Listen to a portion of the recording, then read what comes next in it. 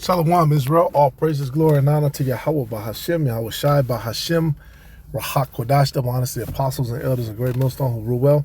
Peace, salutations, blessings to the elect, pushing the word across the four corners of earth, risking life to do so. All right, I'm the brother Shaman of Great Millstone, Chicago. And this is 1 Corinthians 9 and 24. It says, "Know ye not that they which run in a race run all, but one receiveth the prize? So run that ye may obtain. And every man that striveth for the mastery is temperate in all things. Now they do it to obtain a corruptible crown, but we an incorruptible." And we have to continue to hone in on that particular subject. This is a race, and we have to continue to run unto the end. Let's say a distance of about 600 feet. It's the stadion.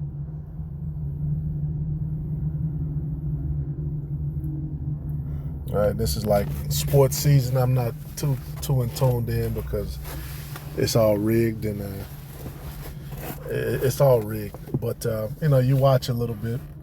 Of course, you like to see a great performance. All right, but the greatest performance is the performance of the elect. All right, which the race we're running is one of endurance. Hey, what does it say? The battle is not given to the strong. The race is not given to the swift.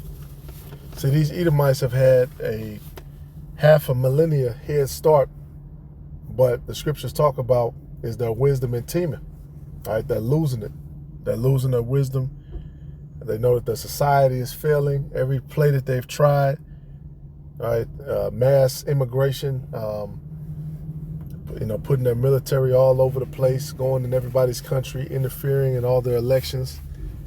Right, the wine that they had everybody drink of democracy, all of that stuff is coming to a close and it's failing. All right, and now that race is shifting. Right, that what does it say? One who is never thought of shall be king.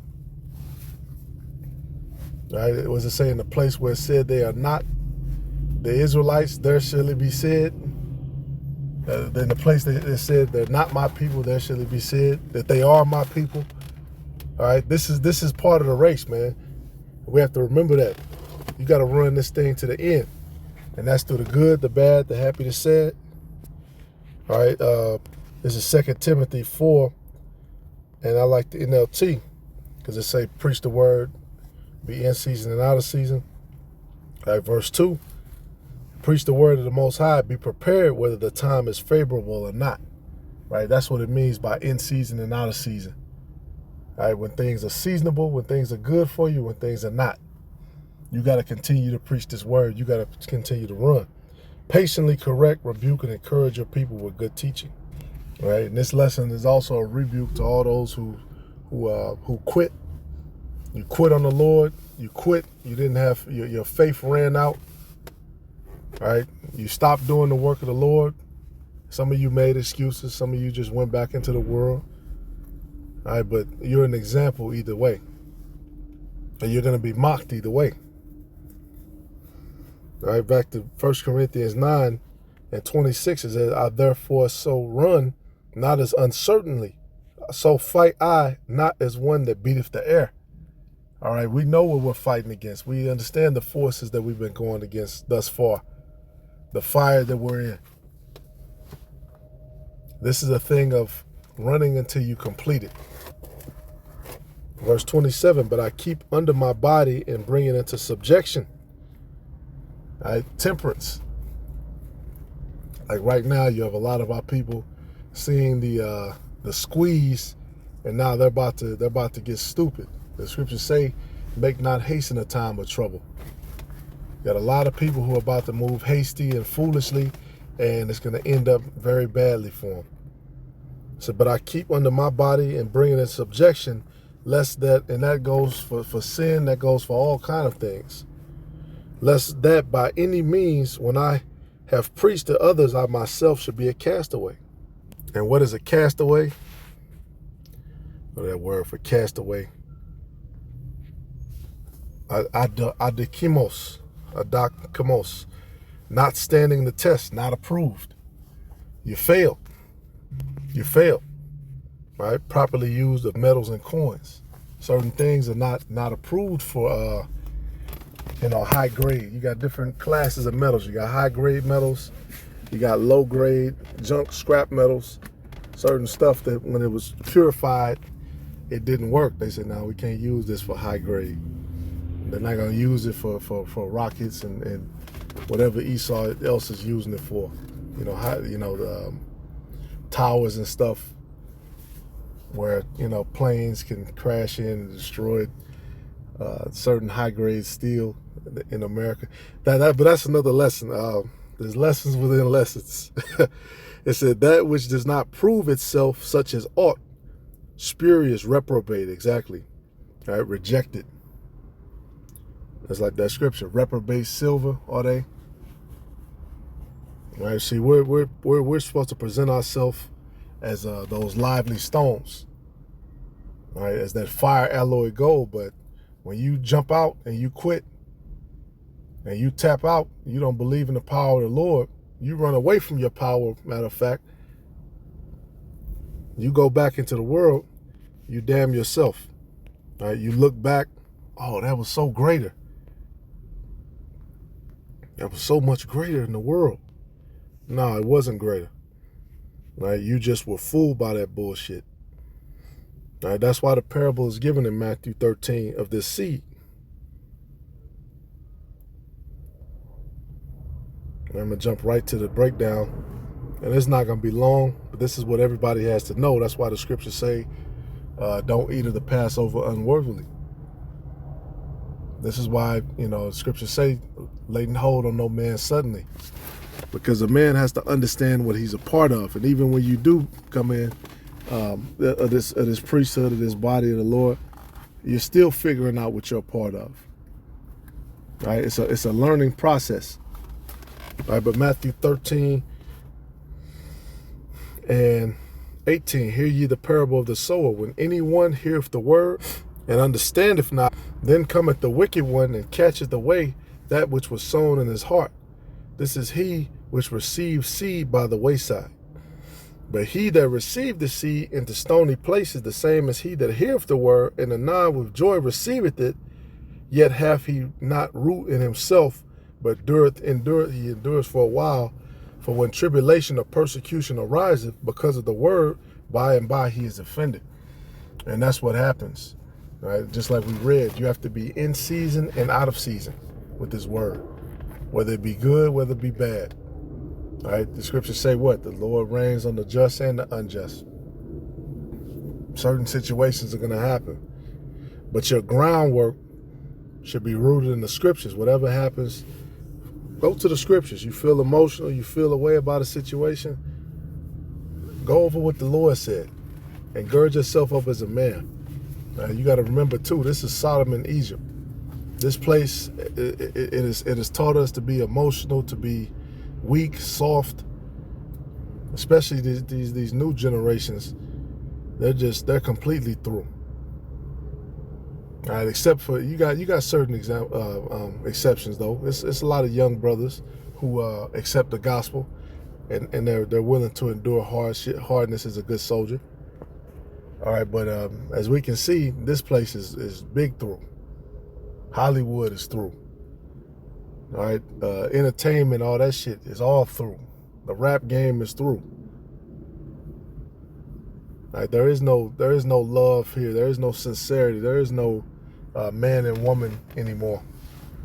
They've completely just fucked everything up. Everything is upside down. All right, like I said, tribulation and persecution, like seeing these different situations that are going on, they have to go on in order for this place to end. They have to happen. That's why I say let's get to it. And I pray to the Lord that, that judgment misses me, because nobody's exempt. All right, that's another thing too, man. You try to be too familiar, and you think because you've served for so long, you can slack. Paul said it. I got to continue in these things unless I become a castaway. Don't get lazy just because you have some years under your belt. Still continue with the same fervor, the same heat. All right, it says, he also that receives seed among the thorns is he that heareth the word, and the care of this world and the deceitfulness of riches choke the word, and he become unfruitful. Excuse me. And that's why the Lord keeps us in a certain state too, because I always used to wonder that, like, man, every time I kind of come up, you get a little bit, but then the Lord don't give you too much, like the scriptures say that you say that you don't need them. You're not about to go up 10 mil, you know. And even, you know, I pray even if that did happen, and I'm gonna still stick to it, but it just, you don't need that. The Lord keeps you on that tightrope, man. He keeps us on edge. Where he always got you. That safety net is there. But you got to continue to walk in faith. And there's going to be situations that try you and that push you to the brink, and things where you can't see the answer, and then the answer comes out of nowhere. Boom. I had you the whole time. You just didn't know, did you? All right, but back to this, like I said, the care of this world. Hey, I've come to the point where I really don't care. It's like you care about certain shit, like certain shit you try to get, but then you don't care. The scriptures say that you're gonna be quickly without care. I don't care anymore. I really don't care. What happened? Damn, that was the judgment of the Lord. But he that receives seed into the good ground is he that heareth the word and understandeth it, which also beareth fruit and bringeth forth some 100-fold, some 60 and 30, some 30. And that's what we want to be. We want to be that good ground. That good ground where you break up, like the scriptures talk about, you break up the fallow ground.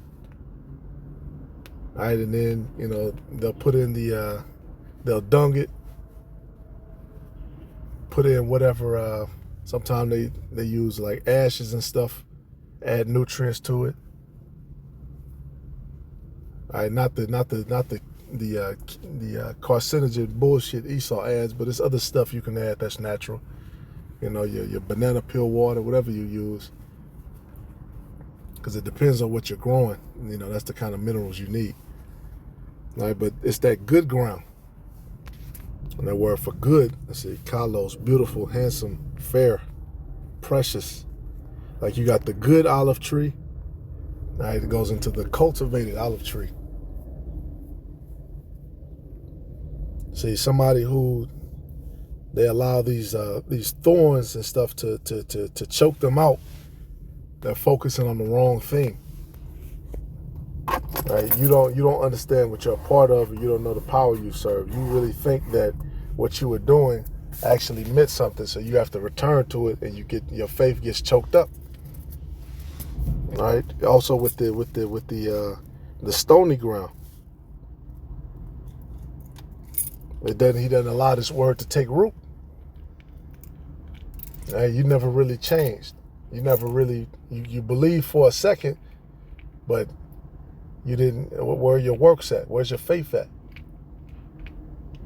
All right. All these things serve to remind us of the path that we're on, and all of these things serve us to understand how the enemy wants to trick you out of your position. Oh man, you ain't doing nothing. Oh man, all these different little thoughts and shit. The heart is deceitful above all things. All right, that's what happens when you serve the Lord. You have to understand yourself. You have to understand how wicked thoughts work and can creep in, and be able to quiet them too, using the scriptures and using the motivation of the gospel. All right, but all praises, glory, and honor to Yahweh B'Shem Yahushai. Continue to endure into the end, because that's what we're looking forward to. There's no life in this place. There's no love in this place. This place is darkness. That's why the day of the Lord should be darkness and not life. And shalom to the elect.